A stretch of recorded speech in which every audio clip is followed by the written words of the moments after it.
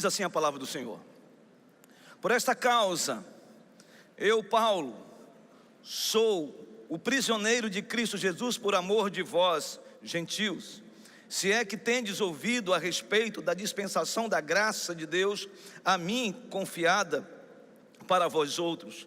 Pois segundo uma revelação, me foi dado conhecer o mistério, conforme escrevi há pouco, resumidamente. Pelo que quando ledes, podeis compreender o meu discernimento do mistério de Cristo, o qual em outras gerações não foi dado a conhecer aos filhos dos homens, como agora foi revelado aos seus santos apóstolos e profetas no Espírito. A saber que os gentios são cordeiros, membros do mesmo corpo e participantes da promessa em Cristo Jesus por meio do Evangelho, do qual fui constituído ministro, conforme o dom da graça de Deus a mim concedida, segundo a força operante do seu poder. A mim, o menor de todos os santos, me foi dada esta graça de pregar aos gentios o Evangelho das insondáveis riquezas de Cristo, e manifestar qual seja a dispensação do mistério, desde os séculos oculto em Deus que criou todas as coisas, para que pela igreja a multiforme sabedoria de Deus se torne conhecida agora dos principados e potestades nos lugares celestiais, segundo o eterno propósito que estabeleceu em Cristo Jesus nosso Senhor, pelo qual temos ousadia e acesso com confiança mediante a fé nele. Portanto, vos peço que não desfaleçais nas minhas tribulações por vós, posto nisso está a vossa glória. Por esta causa, me ponho de joelhos diante do Pai, de quem toma o nome toda a família, tanto no céu como sobre a terra, porque, segundo a riqueza da sua glória, vos conceda que sejais fortalecidos com poder, mediante o seu espírito no homem interior. E assim, habite Cristo no vosso coração, pela fé, estando vós arraigados e alicerçados em amor, a fim de poderdes compreender com todos os santos qual é a largura e o comprimento e a altura e a profundidade, e conhecer o amor de Cristo, que excede todo entendimento, para que sejais tomados de toda a plenitude de Deus. Ora, aquele que é poderoso para fazer infinitamente mais do que tudo quanto pedimos ou pensamos, conforme o seu poder que opera em nós. A ele seja a glória na igreja em Cristo Jesus, por todas as gerações, para todos sempre. Amém.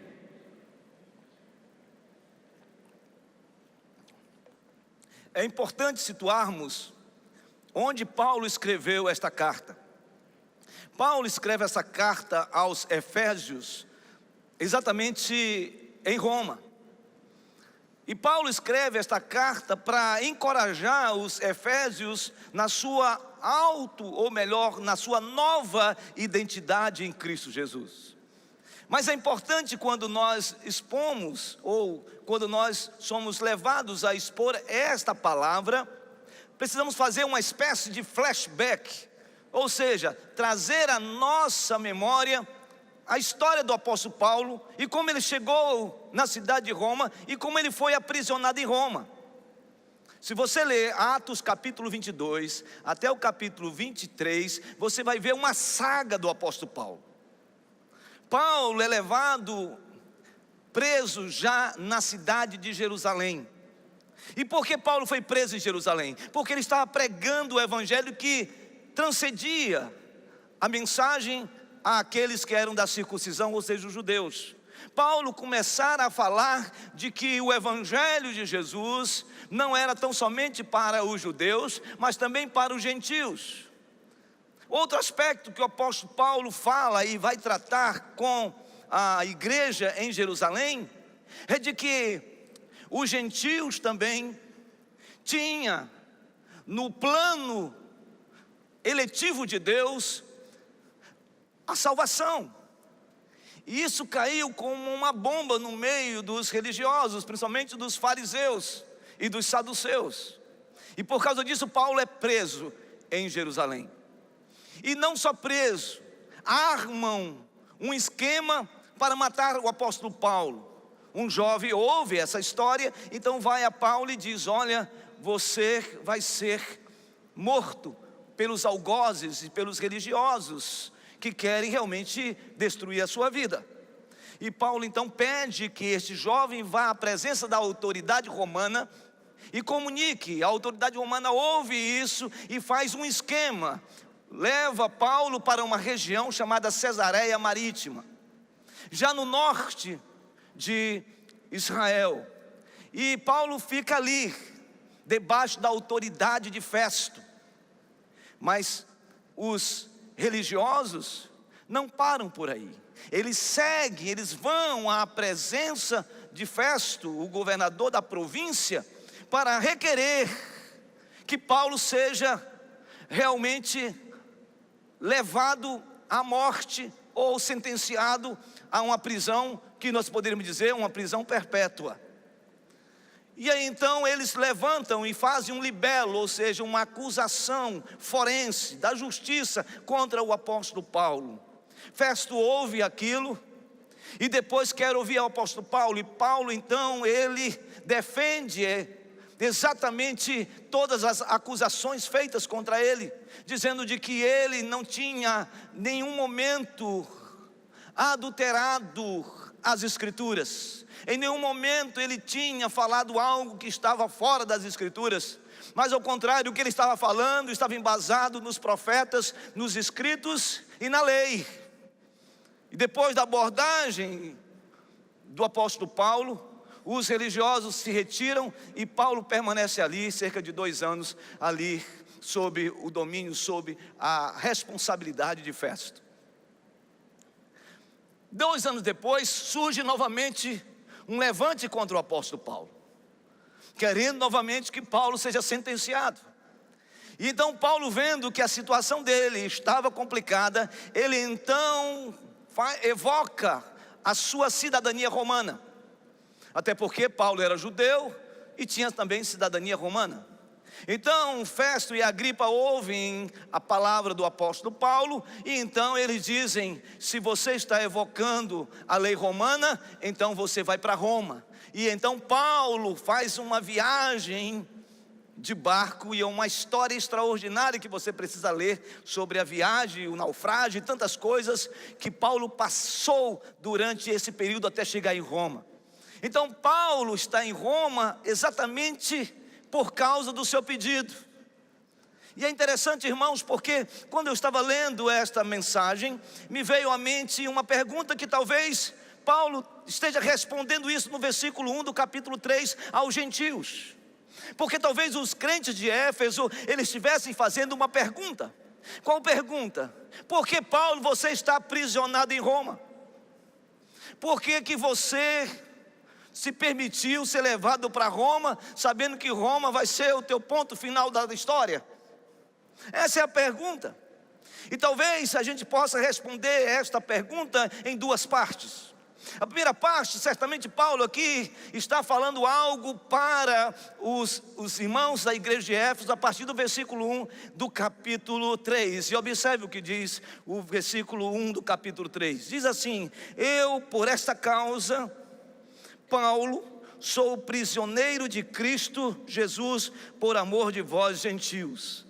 A primeira coisa que Paulo aqui usa é de que a vida dele está debaixo da autoridade do Senhor. Ele evoca a soberania de Deus na vida dele. O que ele está dizendo aqui é que ele não é preso, ele não está preso por causa do imperador Nero. Ele não está sentenciado a estar numa prisão domiciliar por causa do imperador Nero. Ao contrário, Paulo nunca, em momento algum nessa carta, fala que ele é prisioneiro de Nero. Se você observar o versículo 1 do capítulo 3, ele diz que ele é prisioneiro de Cristo Jesus. Se você observar o capítulo 4, o versículo 1 ainda de Efésios, você vai ver que ele diz: rogo-vos, pois eu, o prisioneiro no Senhor. Se você for para o capítulo 6, versículo 2, você vai encontrar Paulo dizendo: pelo qual sou embaixador em cadeias. Em todas as argumentações do apóstolo Paulo, falando da sua condição em Roma, ele se sente prisioneiro de Cristo, embaixador em cadeias. Isso significa, irmãos, que na visão dele, tudo aquilo que estava acontecendo naquele lugar tinha um propósito. Havia um propósito. O propósito dele enviar cartas para as igrejas e edificar as igrejas a partir de uma estratégia poderosa, que estar no centro de radiação de toda a movimentação que acontecia naquela época, que é a cidade de Roma. Em outras palavras, nada foge ao controle de Deus, nada foge ao seu domínio. E talvez você também esteja em algum momento da sua jornada vivendo as intempéries da vida, vivendo as vicissitudes da vida, vivendo os momentos difíceis. Talvez você esteja passando por um momento tão difícil que você olha para si mesmo e olha para as circunstâncias e olha para os seus algozes e você fica até assustado com tudo isso. Mas lembre-se de uma coisa: nada foge ao domínio de Deus, nada foge ao controle de Deus. Ele está no controle de todas as coisas. Ele está no controle da sua vida, Ele está no controle da sua casa, Ele está no controle dos seus negócios, Ele está no controle de tudo aquilo que você tem segredado diante de Deus. Tudo isso está no controle de Deus. Por isso que Romanos capítulo 8 diz que todas as coisas cooperam para o bem daqueles que amam a Deus, aqueles que foram chamados segundo o seu propósito. E quem são os chamados? São os eleitos, são os elegidos, são os predestinados. E Deus tem um propósito para você, meu irmão, minha irmã. Então, a despeito do aprisionamento do apóstolo Paulo, Deus estava no controle da história do apóstolo Paulo. Apesar da luta que você tem enfrentado, Deus está no controle da história da sua vida, e no momento certo Ele há de se manifestar gloriosamente na sua vida e na sua casa. Como eu falei, são duas partes que nós poderíamos responder a pergunta do apóstolo, a pergunta dos Efésios. E a segunda qual é, irmãos? O amor que Paulo tinha para com os gentios. Versículo 1 diz assim: por esta causa eu, Paulo, sou prisioneiro de Cristo Jesus, por amor de vós, gentios. Paulo foi chamado para pregoar o evangelho aos gentios. Paulo se tornou o homem conhecido como o apóstolo dos gentios. Paulo tinha o entendimento de que tanto judeus como gentios, Deus havia elegido antes da fundação do mundo. É óbvio que Deus escolheu um povo e se aliançou com este povo, e este povo deveria abençoar as nações, mas por uma visão sectarista, exclusivista, olhava para os outros povos como cães. E eles perderam a capacidade de entender de que a nação de Israel foi levantada por Deus para ser bênção às outras nações. Mas Paulo tinha esta clareza, Paulo tinha esta convicção. Então Paulo fala claramente de que todos aqueles que foram alcançados e aliançados pelo Senhor foram chamados para abençoar as nações. E isso é muito importante para nós, igreja presbiteriana também. Nós cremos na doutrina da predestinação, nós cremos na doutrina da eleição, nós cremos que o Senhor Deus nos conheceu antes da fundação do mundo. Como diz o Salmo 109, ainda em forma, em substância, Deus já nos conhecia. Mas isso não significa, irmãos, simplesmente uma ação meritória da nossa parte. Ao contrário, Deus fez isso para que eu e você possamos abençoar, possamos ir ao encontro, a anunciar o evangelho da graça a tantos outros que ainda não foram despertados para a eleição em Cristo Jesus. Então nós podemos dizer que Paulo era um homem apaixonado pelos gentios. E você sabe quem são os gentios hoje? Somos nós, irmãos. Mas nós agora somos o novo Israel de Deus, agora lavados pelo sangue do Cordeiro, agora reconciliados em Cristo Jesus. Isto posto, eu quero dividir essa mensagem em 3 pontos, em 3 argumentos, e eu quero que você anote esses 3 argumentos. O primeiro argumento vai do versículo 1 ao versículo 6, uma revelação. O segundo argumento vai do versículo 7 ao versículo 13. Uma comissão. E do versículo 14 ao versículo 21, uma intercessão. Então vamos primeiramente falar sobre uma revelação dada por Deus ao apóstolo Paulo. Primeira coisa, quando você olha para esse texto, você observa do versículo 1 ao versículo 6, uma palavra que vai sendo colocada intencionalmente pelo apóstolo Paulo. E está no texto. Primeiro está no versículo 3. No versículo 3 ele usa a palavra mistério.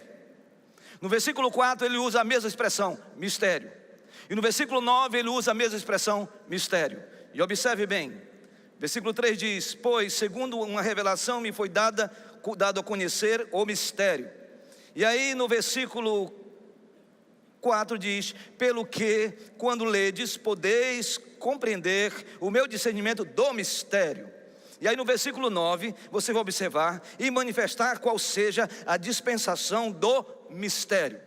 Por que Paulo é tão intencional em usar essa palavra mistério? Eu quero dizer para você que a palavra mistério no grego é diferente da palavra mistério no português. No português a palavra mistério é algo incompreensível, é algo inexplicável, é algo encoberto, é um segredo não revelado. Mas na língua grega a palavra mysterion é completamente diferente. Mistério significa um segredo já revelado. E qual é esse segredo então que Paulo está dizendo aqui, que já foi revelado à igreja do Senhor? Paulo está falando exatamente do segredo de que não somente os judeus, Deus deu a graça irresistível, mas também aos gentios. O que ele está dizendo é que aquela barreira da separação entre judeus e gentios caiu. Caiu pelo quê? Pelo sangue precioso de Cristo Jesus. Agora não são mais nem judeus e nem gentios. Agora somos um só, o povo de Deus. Paulo está falando isso para os Efésios. E por que Paulo está dizendo isso? Paulo está falando isso para resgatar a identidade de nova vida que eles tinham. Então Paulo trata de maneira clara sobre esse mistério, que o Evangelho é para todo aquele que reconhece que Jesus Cristo é o Senhor. Todo aquele que foi movido e imputado pelo poder de Deus, mediante a fé, essa ida à presença de Deus. Porque por mim e por você, ninguém é capaz de ir a Deus, se não for por uma ação exclusiva, intencional de Deus na nossa vida. Irmãos, preste atenção nisso. A salvação, ela é dada tão somente pela graça de Deus. Não existe nenhuma sinergia, não existe nenhum esforço humano capaz de dizer que é salvo porque fez algo para a sua salvação. Ninguém pode chegar a Deus dizendo de que ele é salvo por atos meritórios. Então nós não cremos em complemento de salvação. O que nós cremos é numa monergia. E o que é isso, pastor?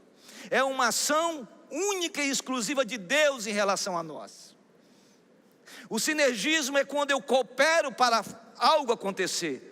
O monergismo é quando Deus vai ao nosso encontro. Até mesmo a nossa reação de irmos ao encontro de Deus foi porque o Espírito de Deus já convenceu o meu coração, o seu coração, de irmos à presença de Deus. Paulo está falando desse mistério, desse Evangelho. Esse Evangelho, que privilégio, irmãos. E aí, meus irmãos, minhas irmãs, ele fala que essa revelação desse mistério foi dado, segundo o texto bíblico, no versículo de número 5, e eu quero que você observe. Ele diz assim: esse mistério, o qual em outras gerações foi dado a conhecer aos filhos dos homens, como agora foi revelado aos seus santos, apóstolos e profetas no Espírito. Se você ler Colossenses capítulo 1, versículo 26, você vai encontrar essa expressão: o mistério que estivera oculto dos séculos e das gerações, agora, todavia, manifestou aos seus santos. Quem são os santos, irmãos? Somos nós, irmãos. Não por causa da da busca pela perfeição, não porque nós somos completamente perfeitos. Não, irmãos, não é isso. O conceito de santidade no Novo Testamento tem a ver com uma palavra grega que se chama-se hagios. Hagios é uma palavra grega que significa separado. Nós fomos separados, nós fomos tirados, irmãos, das trevas, e Deus nos colocou e nos transportou para o reino do Filho do seu amor. É assim que Deus faz conosco, irmãos. Por isso esse mistério é revelado para que a gente saiba de que não existe mais nenhum tipo de separação entre judeus e gentios, entre pobres e ricos, entre pretos e brancos, entre pessoas de várias etnias e outras etnias. Não, irmãos, todos nós fazemos parte daquilo que o livro de Apocalipse diz: povos, tribos e nações, todos estarão diante do Cordeiro de Deus, aqueles que foram alcançados pela graça de Deus. Em segundo lugar, uma comissão. Depois desse ato da revelação, nós temos uma comissão. E aí começa no versículo 7. Versículo 7 diz assim: do qual fui constituído ministro, conforme o dom da graça de Deus a mim concedida, segundo a força operante do seu poder. Paulo aqui vai falar da sua credencial. Paulo aqui se apresenta a credencial dele. Primeiro ele se apresenta como ministro de Cristo, um pregador, um anunciador da palavra. E em segundo, irmãos, ele apresenta a sua credencial, que talvez todo mundo, todo cristão, todo pastor, todo líder espiritual deveria proceder dessa forma. Ele diz assim no versículo de número 7: do qual fui constituído ministro, conforme o dom da graça a mim concedida, segundo a força operante do seu poder. A mim, o menor de todos o quê? Os santos. Então Paulo se apresenta como ministro. Paulo se apresenta dizendo que ele tem a força do Espírito de Deus. E a palavra força nesse texto é a palavra energeia, que significa energia. E ele também recebe o poder de Deus. Esse poder é a palavra grega dinamis, que é dinamite. Então este homem era cheio da presença de Deus, cheio do poder de Deus, cheio da unção de Deus, cheio da poderosa ação de Deus na vida dele, que o levava a se desnudar diante de Deus. Porque me parece, irmãos, que no tempo que a gente vive, é que tem muita gente buscando esse poder, querendo esse poder para ser altivo espiritualmente. Tem muita gente que busca o poder, a unção de Deus, para exercer uma autoridade espiritual que está acima de tudo e sobre todos. Há uma arrogância, tem gente que arrota espiritualmente a sua capacidade espiritual. Quantas pessoas não vivem assim? Quantos líderes não pregou isso? Um personalismo terrível, de dizer que só ele é capaz de pregar, só ele é capaz de ungir, só ele é capaz de orar, só ele é capaz de orar pelos enfermos, só ele é capaz de realizar todas as atividades da igreja, só ele é capaz de exercer os dons espirituais, só ele é capaz de ter o fruto do Espírito. Irmãos, tem gente assim nos dias de hoje, que só falta dizer que nem Jesus: sem mim nada podeis fazer. Mas como Paulo se apresenta aqui, ele desconstrói esse pensamento. Paulo diz que, a despeito dele ter a energia de Deus, o poder de Deus, ele se considerava o menor de todos os santos. E ser o menor de todos os santos, no original desse texto, é o menor do mínimo. O menor do mínimo. Significa que Paulo não se considerava alguém que chegava com a credencial de fariseu, de cidadão romano, de conhecedor das leis, conhecedor das escrituras, de alguém que tinha uma capacidade de interpretar e de se posicionar filosoficamente, alguém que tinha a capacidade de analisar uma premissa maior para chegar a uma conclusão dentro de uma lógica. Paulo não se apresenta como um dos maiores plantadores, no caso de igrejas. Ele não se coloca como sendo um dos maiores expositores a respeito de doutrinas. Paulo não se coloca assim, ele se coloca como menor. E por que ele se coloca como menor? Porque quando o Espírito Santo de Deus verdadeiramente opera na nossa vida, a gente fica desnudado, a gente se despoja de tudo. Talvez seja esse o grande problema, que a gente não entende quando a Bíblia diz que aquele que se humilha será exaltado, aquele que se exalta será humilhado. Significa que quando o Espírito Santo de Deus habita na nossa vida, quando a gente começa a viver uma vida de santidade verdadeira, genuína, irmãos, há um despojamento dentro de nós. A gente abre mão dos nossos pressupostos. A gente deixa de ser arrogante, a gente deixa de ser presunçoso, a gente deixa de achar que nós somos o dono da verdade, a gente deixa de achar de que só a gente tem a verdade na nossa mão, e todo mundo está errado. Sabe, irmãos, eu tenho errado muito na minha caminhada pastoral, eu tenho errado muito. Mas graças a Deus, que Deus colocou uma coisa no meu coração, que eu louvo a Deus, porque eu sei que foi Ele que colocou no meu coração. Deus colocou no meu coração um sentimento de reconhecer quando eu estou errado, de reconhecer quando eu erro, e de ir pedir perdão quando eu erro. Isso foi o Senhor que colocou no meu coração. Irmãos, quantas vezes eu já errei, quantas vezes eu já feri, quantas vezes eu não fiz coisas que eu achei que estava certo e eu estava equivocado. O grande problema não é esse, meu irmão, minha irmã. Isso seja no seu casamento, isso seja nas relações humanas, isso seja na igreja, em qualquer lugar. Mesmo quando nós estamos colocando um posicionamento e achamos que estamos certos, se nós estamos ferindo alguém ou gerando alguma instabilidade emocional em outra pessoa, nós precisamos ter a capacidade graciosa de irmos ao encontro do outro e pedir perdão e reconhecer o erro. O nosso grande problema é que nós não exercitamos o que a Bíblia fala a respeito das relações humanas. Se um irmão teu tem algo contra você, ou você tem algo contra um irmão, você não precisa ir no pastor, você não precisa ir no sacerdote, nem no juiz, nem no delegado. A primeira coisa que eu e você devemos fazer é o que está escrito em Mateus capítulo 18. Se o teu irmão fez alguma coisa contra você, ou você tem alguma coisa contra o teu irmão, vai à presença dele e conversa com ele. E se ele não se arrepender e ele não mudar, então chama a testemunha e juntos compartilhem. E aí se não, aí sim, deixa essa causa e Deus vai prevalecer nessa situação. É assim que a Bíblia nos ensina.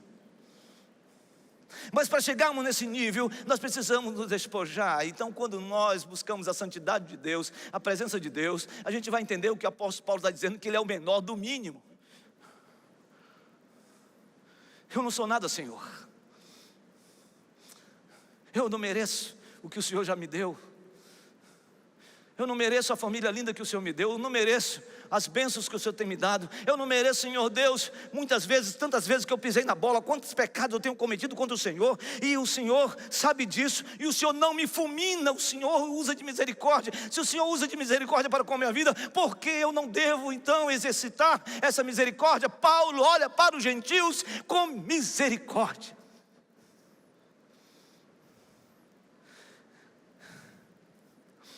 Mas ele não fala somente disso. Ele fala também desse poder que ele recebeu, que está a partir do versículo de número 9, quando ele diz: e manifestar qual seja a dispensação do mistério desde os séculos ocultos em Deus, que criou todas as coisas.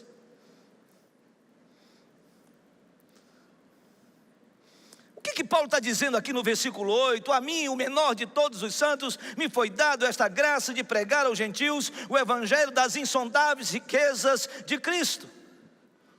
O que ele está dizendo? Ele está dizendo de que Deus o fez sentir-se o menor de todos por uma presença poderosa dele na vida do apóstolo Paulo. Mas ao mesmo tempo ele diz, tudo isso aconteceu para que eu compartilhasse as riquezas insondáveis de Deus. Quais são as riquezas insondáveis que Paulo está falando? Paulo está lembrando todos nós a partir do capítulo 2 de Efésios. Primeira riqueza insondável que Paulo trata está no versículo 1 do capítulo 2. Ele nos deu vida estando nós mortos em nossos delitos e pecados. O que ele está dizendo? O que ele está dizendo é de que nós estávamos mortos espiritualmente, que nós estávamos sentenciados à morte eterna em delitos e pecados, mas Ele nos deu vida, ou seja, foi Cristo Jesus que nos ressuscitou espiritualmente, porque nós estávamos mortos espiritualmente, mas em Cristo Jesus Ele interveio, Ele interceptou a morte e nos deu a vida. Por isso eu e você fomos ressuscitados em Cristo Jesus espiritualmente, aleluia. Segundo, está no versículo 2, quando ele fala das riquezas insondáveis. Ele fala sobre esse Deus maravilhoso que nos deu vida. Ele é que nos sustenta para que a gente não viva uma vida inclinada para a carne, seguindo o curso deste mundo, sujeito às obras do diabo. Deus interveio novamente, dizendo de que quando nós estamos indo para o mundo, o Senhor está dizendo, esse não é o caminho que eu quero para você. Quando nós estamos sendo seduzidos para viver uma vida carnal, Ele diz, não é isso que eu quero para você. Quando nós estamos caminhando e flertando com o diabo, Ele diz, não, você já foi lavado pelo sangue do Cordeiro, você é meu, o inimigo não pode mais acusar você, ele não pode arrebatar você das minhas mãos, porque você é meu, e eu chamo você pelo teu nome.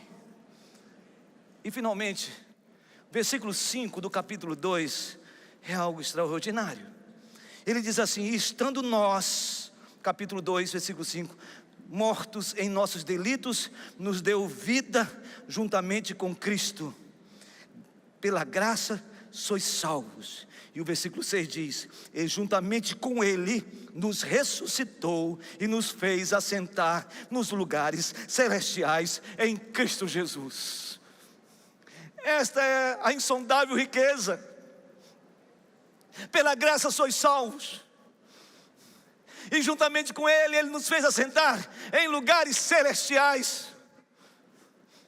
O que Ele está dizendo é que na eternidade, diante do Cordeiro, diante daquele que está sentado no trono, nós vamos celebrar, irmãos, diante dele, nos lugares celestiais, todos aqueles que foram lavados pelas vestiduras do Cordeiro. Meus irmãos, minhas irmãs, todos nós, queridos e queridas, todos nós estaremos diante daquele que está sentado no trono, e nós vamos estar juntamente com ele nos lugares celestiais. Olha, quando eu vejo essa cena sobre o trono de Deus, eu me lembro de Isaías capítulo 6, quando ele diz, no ano da morte do rei Uzias, eu vi o Senhor assentado no alto e sublime trono. Em outras palavras, o que ele está dizendo?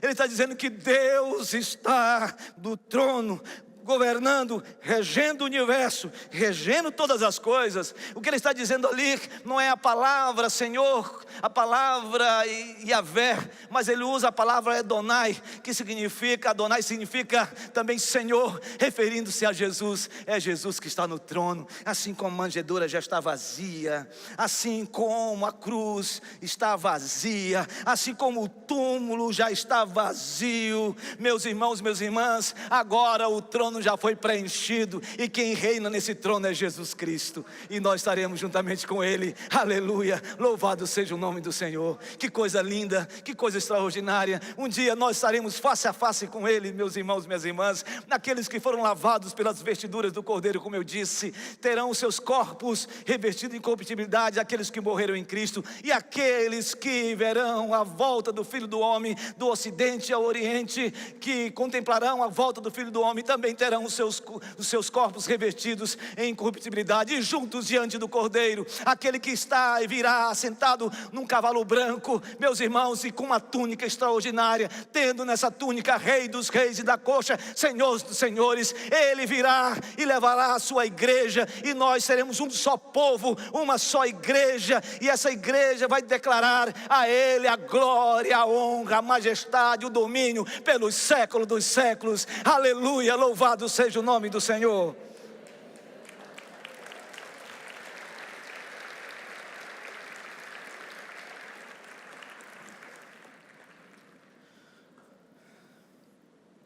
Mas no versículo 14, Paulo vai tratar do último argumento. O último argumento do apóstolo Paulo, depois que ele compartilha a respeito de uma revelação dada por Deus, de uma comissão dada a ele por Deus, ele vai falar sobre uma intercessão que ele faz para o povo de Deus. No versículo 14 ele diz assim: por esta causa me ponho de joelhos diante do Pai, de quem toma o nome toda família, tanto no céu como sobre a terra, para que segundo a riqueza da sua glória vos conceda que sejais fortalecidos com poder, mediante o seu Espírito no homem interior. Paulo aqui, irmãos, ele vai tratar sobre o amor que ele tinha para com os crentes de Éfeso.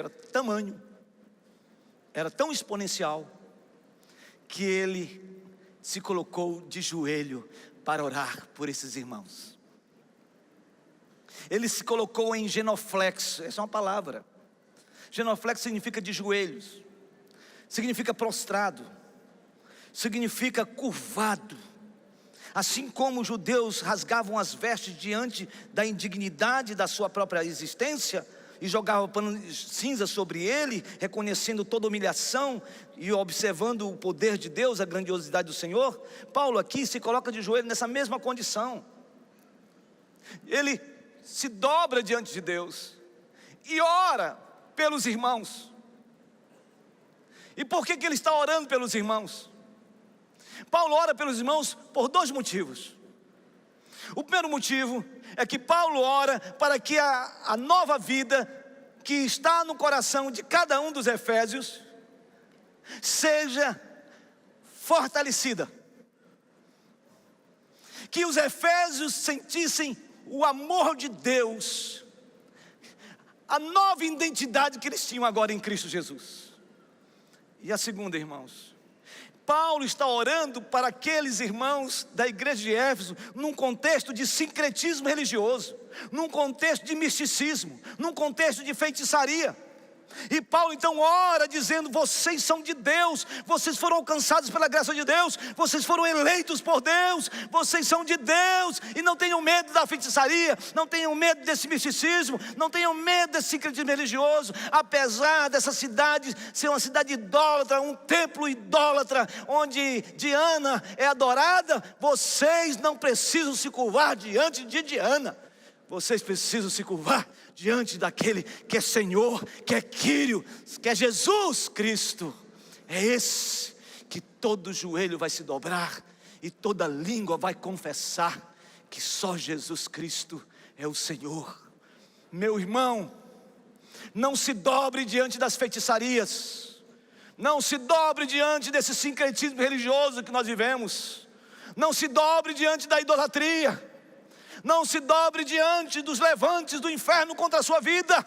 Se coloque de joelhos, creia no poder de Deus, creia que Deus é contigo, creia que o Senhor vai te fazer prevalecer diante dessas lutas. Saiba de uma coisa: quem está com você e quem reina em você é Jesus. E aí o versículo 17, Paulo vai fazer aqui um trocadilho de uma mensagem muito interessante.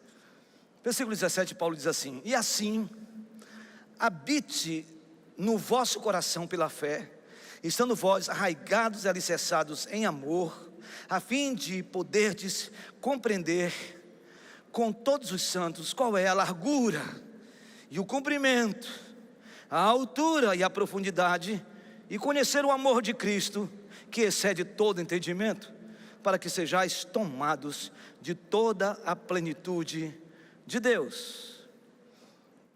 A palavra habite nesse texto é muito importante. A palavra habite aqui, habite Cristo no vosso coração. Essa palavra grega habite está falando sobre habitação. E há duas palavras gregas para o termo habitação. Uma palavra grega chama-se paró e kel. Paró e kel. Paró e kel significa que alguém habita temporariamente naquela casa. Alguém que está naquela casa, mas não vai viver para sempre naquela casa. É exatamente o que muita gente faz. Vive de aluguel. Então aqui é um paroikel. Mas o termo grego aqui não é paroikel. O termo grego aqui é kaitoikel. Não é pá, é cá. Katoikel. E o que significa? Significa que é de alguém que habita permanentemente naquela casa. Ele vai viver o resto da vida naquela casa. Ele não vai sair da casa. O que Paulo está dizendo é que quando Cristo Jesus nos alcançou, Ele veio habitar na nossa vida para sempre. É para sempre. É para sempre. É para sempre. Permanentemente. Ninguém mais pode tirar de você o Espírito Santo. Acaso não sabeis que os vossos corpos são santuário do Espírito Santo e que vós não sois demais de vós mesmos? Em quem também vós, após ouvirdes o Evangelho da verdade, o Evangelho da vossa salvação, e tendo nele crido, foste selado com o Santo Espírito da promessa. Ninguém pode arrancar mais o Espírito Santo. Ninguém pode tirar mais Deus da sua vida. Ao contrário, Deus agora preside a sua vida. Não só reside, mas também preside. Ele reina, Ele está com você até a volta dEle. Ele vai continuar com você nessa caminhada. Não importa as vicissitudes, não importa os problemas, não importa as dificuldades, não importa as agruras, não importa as escassez, não importa absolutamente mais nada nessa vida, porque o que aconteceu na nossa vida é marcante indelevelmente, e essa marca é Jesus Cristo na nossa vida. Nós somos de Jesus Cristo. Jesus Cristo mudou meu viver. Jesus Cristo mudou meu viver. É o que, irmãos? É o que?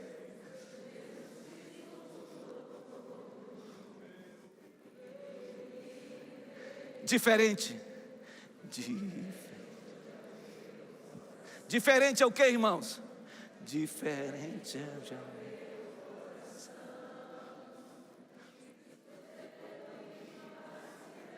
sim, diferente. Sim.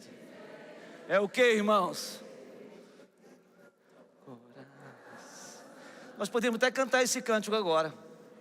E eu estou pronto para isso. Eu quero encerrar esta mensagem de hoje. Eu quero encerrar essa mensagem com uma grande conclusão. E essa conclusão, irmãos, está exatamente no texto do versículo 20 ao versículo 21. Quando Paulo termina falando sobre que nós temos que estarmos fortalecidos, arraigados, alicerçados, Paulo está dizendo de que essa é a nossa caminhada. E ele conclui esta mensagem do capítulo 3 com uma doxologia. Com uma doxologia. Uma doxologia extraordinária. A palavra doxa significa glória. Logia significa estudo. Mas se você juntar essas duas palavras aqui, é como se fosse uma espécie de adoração. Adoração ao Deus da glória. É nós entendermos que esse Deus da glória se manifesta poderosamente em nós. E o texto termina dizendo isso, nessa doxologia. Versículo 20 diz: ora, aquele que é poderoso para fazer infinitamente mais do que tudo quanto pedirmos ou pensamos, conforme o seu poder que opera em nós. A Ele, meus irmãos, minhas irmãs, seja glória na igreja em Cristo Jesus por todas as gerações, na igreja presbiteriana de Manaus, para todos sempre. Amém. Louvado seja o nome do Senhor.